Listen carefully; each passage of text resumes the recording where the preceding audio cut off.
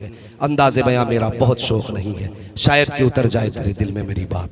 हजरत अली की चौखट है, सैयदा तैयबा ताहिरा हजरत फातिमा ज़हरा है। सुबह का वक्त है, उठी, घर के काम में मसरूफ हो गई, घर के काम में सफाई की, सारा काम किया, कपड़े धुल रही थी। अचानक हजरत अली आ गए। हजरत अली रज़ी अल्लाह तआला अन्हु आए, कहने लगे फातिमा, लगता है आज मेरी फातिमा की तबीयत ठीक हो गई है। क्या बात, आज अपने हाथ से सैयदा काम कर रही है? हजरत फातिमा ने कहा अली मैंने सारा काम कर दिया, कपड़े भी सारे धुल दिए, बस आपका अमामा रह गया है, अगर हो सके तो ये अमामा भी दे दे, मैं इसको अपने हाथ से धुल दूं। हजरत अली ने वो अमामा शरीफ भी उतार के दे दिया, अमामा शरीफ दिया। हजरत फातिमा ने अमामा शरीफ भी धुला और धुलने के बाद शहजादों को लिया और गुस्ल देने लगी। गुस्ल देने के बाद जब कपड़े पहनाने की बारी आई ना, तो बाल सवारते हुए रोने लगी, माथी आंख में आंसू आ गए। हजरत अली कहने लगे फातिमा खैर तो है? क्या बात, आज बच्चों को नहलाते हुए आंख में आंसू? सैयदा फातिमा कहने लगी अली आज एक ख्याल ने रुला दिया। कौन सा ख्याल? फरमाने लगी आज मुझे एक ख्याल आया, कल खुदा जाने मेरे बेटों का कोई चेहरा धुलेगा कि नहीं धुलेगा, कल अल्लाह जाने मेरे बेटे के बाल सवारने कोई आएगा कि नहीं आएगा। हजरत फातिमा ज़हरा ने जब इतनी बात कही, हजरत अली की आंख में आंसू आ गए। फातिमा ये ना कहो, ऐसी बातें क्यों कर रही हो? हजरत फातिमा कहती है अली मेरा दुनिया से जाने का वक्त करीब आ गया है। कहा ये कैसे कह दिया? कहने लगी तहज्जुद की नमाज पढ़ के मुसल्ले पे फजर के इंतजार में बैठी थी, आंख लगी ख्वाब में मुस्तफ़ा आए थे। फरमाने लगे फातिमा बहुत दिन हो गए, जुदाई तुम्हारी बर्दाश्त नहीं होती, आओ अब तुम अपने बाबा के पास आ जाओ। अल्लाह अकबर इतना कहा, हजरत अली की आंख में आंसू। शहजादों को तैयार किया, फरमाने लगी शहजादों जाओ मुस्तफ़ा के मज़ार पे मेरा सलाम पेश करके आओ। अल्लाह अकबर, शहजादों को भेजा। उसके बाद सैयदा फातिमा ज़हरा ने हजरत अली का हाथ पकड़ा, पकड़ के कहने लगी अली कुछ बात करनी है, मेरे पास वक्त बहुत कम है, क्या आप थोड़ा वक्त देंगे? हजरत अली ने फरमाया फातिमा कहो क्या कहना चाहती हो। आपने हजरत अली का हाथ पकड़ा, कमरे में गई, हजरत अली को बैठाया, खुद भी बैठी और उसके बाद नबी की शहजादी हजरत फातिमा ज़हरा ने अपना दामन फैलाया, फैला के कहती अली आज फातिमा कुछ मांगना चाहती है। ए फातिमा मांगो, क्या मांगना चाहती है? अल्लाह अकबर। हजरत फातिमा कहती है अली अगर जिंदगी में कोई खता हो गई हो तो माफ कर देना। अल्लाह अकबर। ये बात किसने कही थी? खातून जन्नत ने ये बात कही, सैयदुल अंबिया की शहजादी ने ये बात कही है। उसने कही जिसको मुस्तफा ने फरमाया मेरी फातिमा मलकाए जन्नत है, वो फातिमा कहती है ए अली कोई खता हो गई हो तो माफ कर दिया जाए। हजरत अली की आंख में आंसू है, फरमाते फातिमा किस खता की बात करती हो? पूरी जिंदगी सब्र के सांचे में गुजार दी, कौन सी खता की बात कर रही हो? हजरत फातिमा कहती है ए अली हो सकता है तुमने मुझे कपड़े धोने का हुक्म दिया हो और उस हुक्म की तामील में मुझसे शायद ताखीर हो गई हो, इसलिए अली वो माफ कर दिया जाए। अगर कभी खाना बनाने का हुक्म दिया हो उसमें ताखीर हो गई हो, अली माफ कर दिया जाए। हजरत अली कहते हैं ए फातिमा मुझे अच्छी तरह याद है तुमने अपनी जिंदगी मेरे साथ इस सब्र से गुजारी कि कभी एक लुकमे का सवाल नहीं किया, तुमने पैबंद के कपड़े तो पहने लेकिन कभी लिबास का सवाल नहीं किया। ए फातिमा सारी जिंदगी मुझे तुमसे कोई शिकायत नहीं हुई है, लेकिन फातिमा मैं भी कुछ कहना चाहता हूँ। कहो अली क्या कहना चाहते हो? कहा ए फातिमा अगर कयामत के दिन मुस्तफा के साथ खड़ी हो तो कहीं मेरी शिकायत मत कर देना, ये मत कहना मुस्तफा किसके साथ छोड़ के आए थे, उसके साथ जिसने कभी फातिमा को भरपेट खाना न खिलाया, उसके साथ जो कभी फातिमा को नया लिबास न दे सका। अल्लाह अकबर। हजरत फातिमा की चीख निकली है, फरमाती अली ऐसी बात ना करे। अल्लाह अकबर। अगली बात हजरत फातिमा ने कही थी, अब जरा दिल थाम के सुनना प्यारे। हजरत फातिमा कहती है ए अली एक बात और कहना चाहती हो। कहो अली क्या कहो फातिमा क्या कहना चाहती हो? तब हजरत फातिमा कहती है ए अली मेरे इंतकाल के बाद तुम जिससे चाहो निकाह कर लेना, मैं तुम्हें आजाद करती हूँ। अल्लाह अकबर। तुम्हें पता है ये कौन सी आजादी है? अब जरा दिल थाम के बात सुनना प्यारे। एक दिन हजरत अली ने दूसरी लड़की से निकाह करना चाहा था, दूसरी खातून से। ये बात हजरत फातिमा के कानों तक आई, आपने शहजादों को गोद में लिया, मुस्तफा की बारगाह में आई, या रसूल अल्लाह अली दूसरा निकाह करने जा रहे हैं, मेरे हुजूर मिंबर पे तशरीफ लाए, सहाबा को इकट्ठा किया, हजरत अली को बुलाया, कहा था अली मैंने सुना है तुम दूसरा निकाह करना चाह रहे हो। जी या रसूल अल्लाह, आपने सच सुना है, यही मेरा इरादा है। मुस्तफा के एक तरफ आका हसन बैठे हैं, दूसरी जानिब आका हुसैन बैठे हैं। तब मुस्तफा ने कहा था अली हर मोमिन को 4 निकाह की इजाजत है, लेकिन तुम्हें मेरी फातिमा के होते हुए दूसरे निकाह की इजाजत नहीं है। मैं तुम्हें इजाजत नहीं देता कि मेरी फातिमा के होते हुए तुम किसी दूसरे निकाह का इंतखाब करो। अल्लाह अकबर। आज हजरत फातिमा कहती है ए अली मेरे इंतकाल के बाद तुम्हें इजाजत है, तुम जिससे चाहो निकाह करना। लेकिन जो अगली बात कही है वो कलेजा चीर देती है भाई। हजरत फातिमा ने कहा था ए अली जिससे चाहो निकाह करना, लेकिन याद रखना महीने में कम से कम 2 दिन मेरे बच्चों को दे दिया करना, 2 दिन मेरे बच्चों को दे दिया करना। फातिमा कहना क्या चाहती हो, ए अली मेरे बाद बच्चे तनहा हो जाएंगे, हो सकता है तुम अज़दवाजी जिंदगी में मसरूफ हो जाओ और मेरे बच्चों को मेरी याद सताती रखे। इसलिए फातिमा ये चाहती है कि मेरे इंतकाल के बाद अगर 28 दिन तुम अपनी बीवी के साथ गुजारो तो 2 दिन मेरे बच्चों के साथ गुजार लिया करना, हसनैन करीमैन के साथ गुजार लिया करना। अल्लाह अकबर। ये माँ हुआ करती है साहिब, जिसको आखिरी लम्हात में भी बच्चों की फिक्र सताया करती है। और एक बात हजरत फातिमा ने हजरत अली से कही थी, ए अली एक बात और कहना चाहती हो। कहो फातिमा क्या बात है। फरमाते अली मेरे इंतकाल के बाद कभी दिन के उजाले में घर में कदम न रखना। हजरत अली कहते हैं फातिमा आंगन मेरा, घर मेरा, चौखट मेरी, दर मेरा, मैं दिन के उजाले में क्यों नहीं आ सकता। तब हजरत फातिमा ने कहा था ए अली घर भी आपका है, चौखट और जागीर भी आपकी है, लेकिन बात यह है अगर दिन के उजाले में आप घर में आते हो तो आपकी जो शहजादी है ज़ैनब वो इतनी हया किया करती है कि मेरी कमर के पीछे छुप के खड़ी हो जाया करती है। वो इतनी हया वाली है कि तुम्हारे सामने आने से शर्माया करती है। ए अली अगर मेरे इंतकाल के बाद तुम दिन के उजाले में घर में आओगे तो फिर मेरी बेटी किसके पीछे छुपेगी। अगर सामने आ गई वो तो हया से पानी पानी हो जाएगी। अल्लाह अकबर। ये राज तब खुला जब हजरत अली बिस्तरे मर्ग पर थे। तब आपने कहा था ज़ैनब आज तक मैंने कभी तेरा चेहरा नहीं नजर भर के नहीं देखा, एक बार जरा चेहरा तो दिखा। हजरत ज़ैनब सामने आई थी, आपने चेहरे से दुपट्टा हटाया, हजरत अली की चीख निकली। फरमाया था ज़ैनब आज बात समझ में आ गई है कि तू इतनी हया वाली क्यों है। शहजादों से कहा था ए शहजादों अगर तुम्हारा जी चाहे कि तुम खातून जन्नत का चेहरा देखो तो जिसने ज़ैनब का चेहरा देख लिया उसने खातून जन्नत फातिमा ज़हरा का चेहरा देख लिया। सुभान अल्लाह, सुभान अल्लाह अकबर। ये माँ होती का दिन के उजाले में नहीं आना।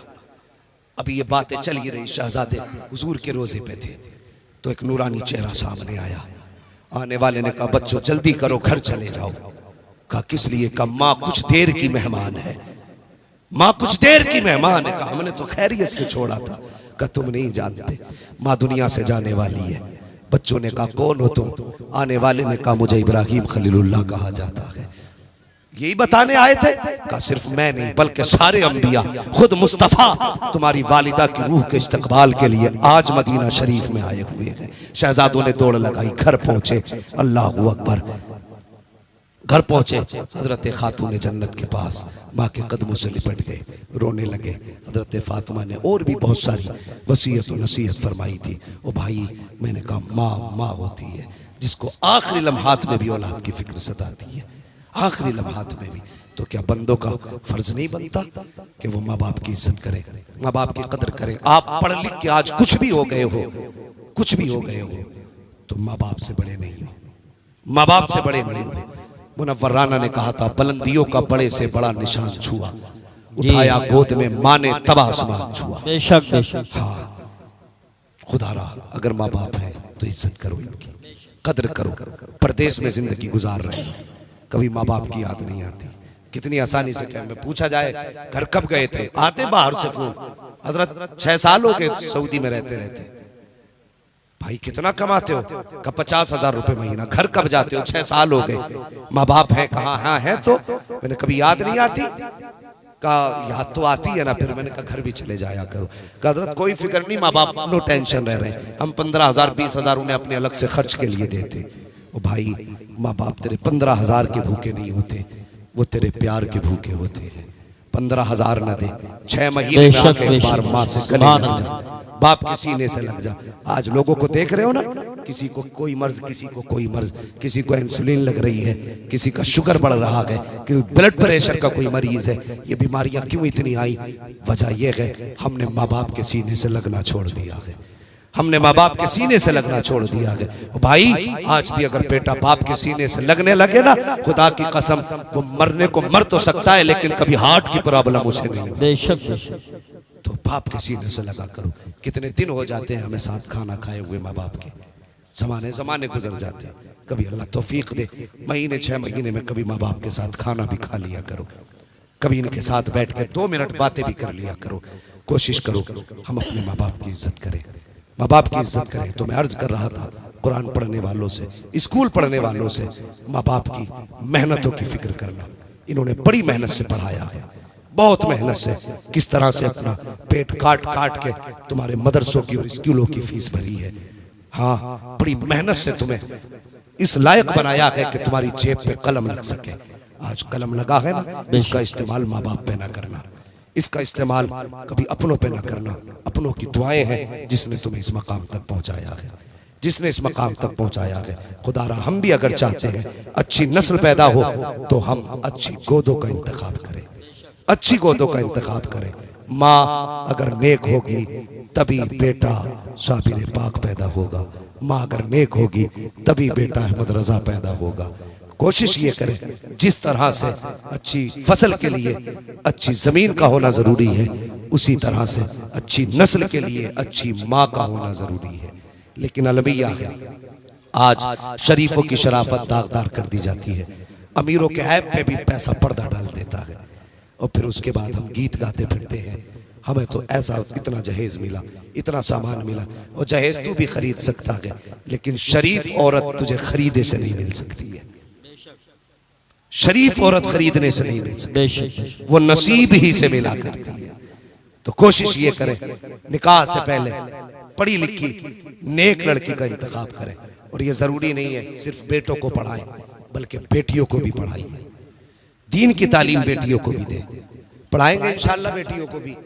आज बेटियों को ये सोच के नजरअंदाज किया जाता है कि बेटी पराया धन है, पराया धन है बेटी। नहीं, पराया धन नहीं है।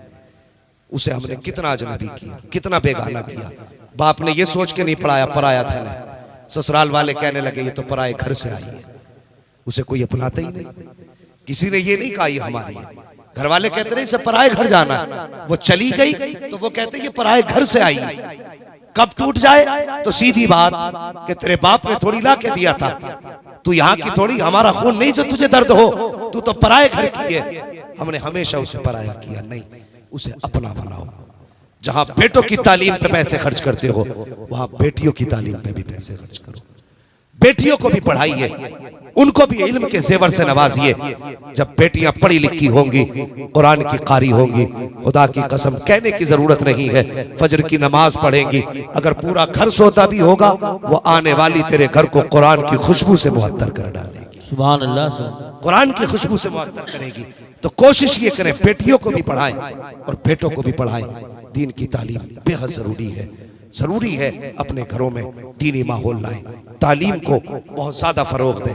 इस वक्त जरूरत है कि हम आगे बढ़ें। और मैं गुजारिश करूंगा अपने समाज से, खुदारा दुश्मन तो पीछे पड़े हैं लेकिन कम से कम हम तो अपनी दुश्मनी खत्म करें, हम तो अपनी दुश्मनी खत्म करें।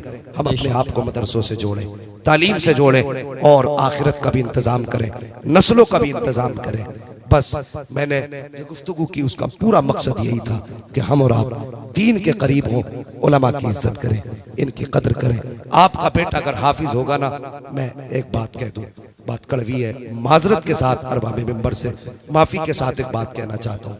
आज बंदा मरता है ना तो कहता है मेरी नमाज जनाजा अल्लामा तौसीफ साहब पढ़ाए, अल्लामा साहब पढ़ाए, हजरत गाजी साहब पढ़ाए, मौलाना अबरार साहब पढ़ाए, कारी हाशिम साहब पढ़ाए। ये तमन्ना करते हैं कि बड़े अच्छे अच्छे लोग नमाज जनाजा पढ़ाए ताकि बख्शे जाए। यही सोचे ना, अच्छी बात है, बड़ा आलिम पढ़ाए बहुत अच्छी बात है, बुजुर्ग पढ़ाए अच्छी बात है। लेकिन एक बात बताइए, अगर यही इल्म आपके बेटे के पास भी, जनाजा आपका हो, मुसल्ले पे आपका बेटा खड़ा हो, फर्क बताइए। मुझे आपने बुलाया जनाजा पढ़ाने के लिए, मैं आया, मैं तो नियत बांधी बन के, भाई मोहब्बत करते थे, नियत बांधी, अल्लाह अकबर, दुआ करके अल्लाह इसे बख्श दे। जैसे आए थे वैसे चले गए। मुझे आपके जनाजे का इतना दर्द तो नहीं होगा ना जितना दर्द आपका आपके बेटे को होगा। इतनी फिक्र मुझे तो नहीं होगी ना जितनी आपके बेटे को होगी। ये कड़वी सच्चाई है। मजा कितना आएगा जनाजा आपका हो, मुसल्ले पे आपका बेटा खड़ा हो। जब वो खड़ा हो तो उसे आपकी कुर्बानियां याद आएंगी। ये वो है जो कभी हाथ पकड़ के मदरसे लेके गया था।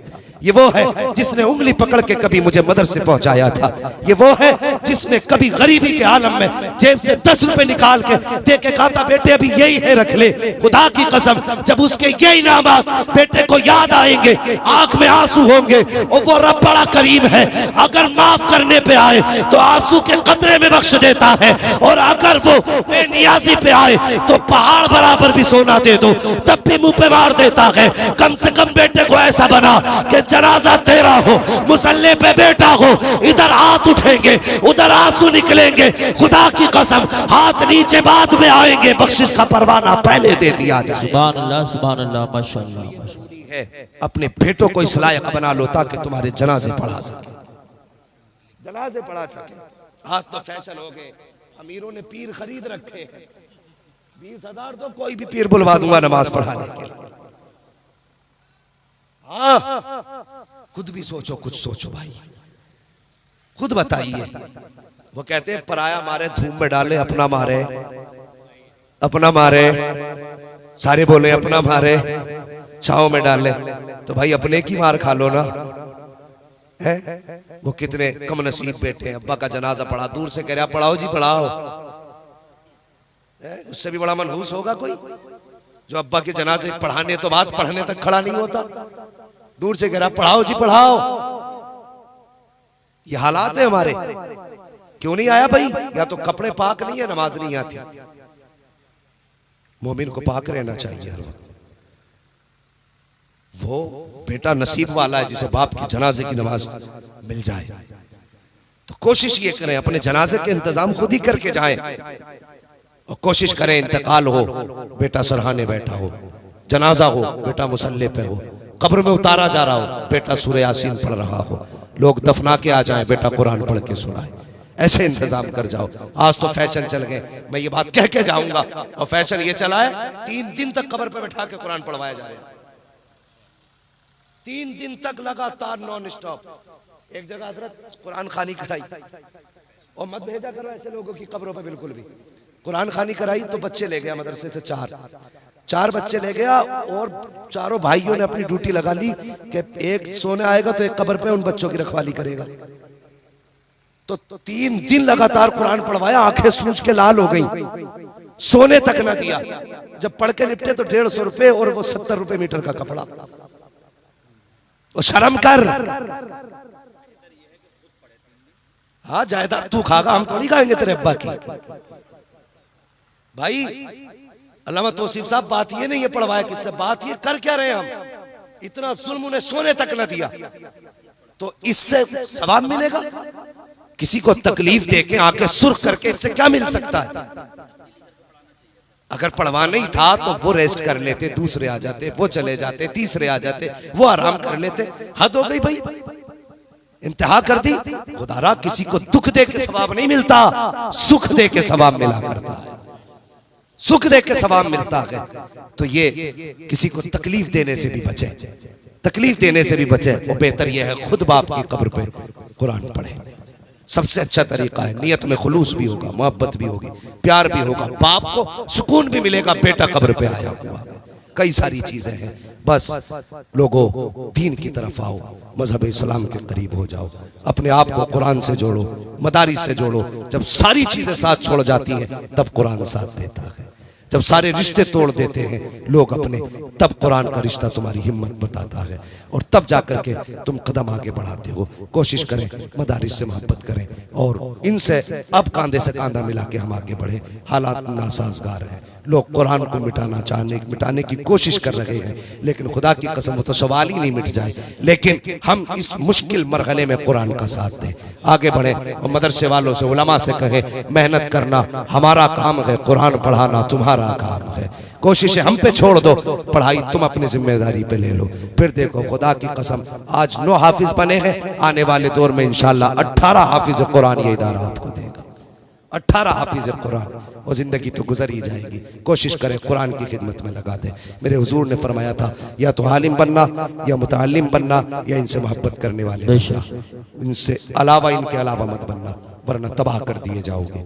बच्चों भाई कुरान से प्यार करो, तालीम से प्यार करो, दीन वालों से प्यार करो, उलमा से प्यार करो, तलबा से प्यार करो। अल्लाह आपकी नस्लों में बरकत अता फरमाए। बस मेरे गुफ्तगू में अमदन साहब जो भी गलतियाँ लफ्ज़िशें सरजद हुई हो, मौला करीम हबीब के सदक़े में तमाम खताओं को माफ़ फरमाए और मेरी गुफ्तगू पे पहले मुझे अमल की तौफीक अता फरमाए, उसके बाद पूरी उम्मत मुस्लिमा को अमल खैर की तौफीक अता फरमाए। बच्चों हुए अगलात उनको माफ़ फरमाए।